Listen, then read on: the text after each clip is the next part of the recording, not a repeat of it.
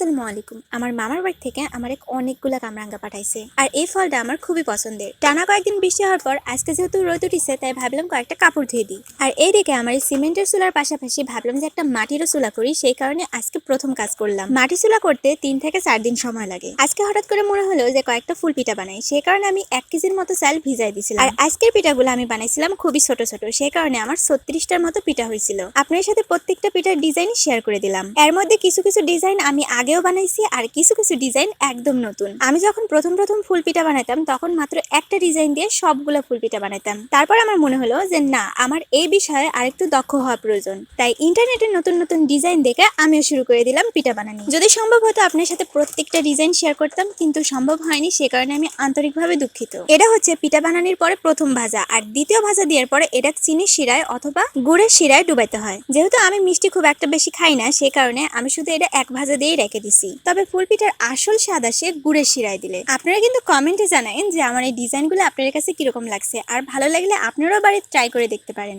আপনারা যদি এই পিঠা বানানোর সম্পূর্ণ প্রসেস দেখতে চান, তাহলে আমার চ্যানেলে ঢুকে পূর্বের ভিডিওগুলো দেখতে পারেন।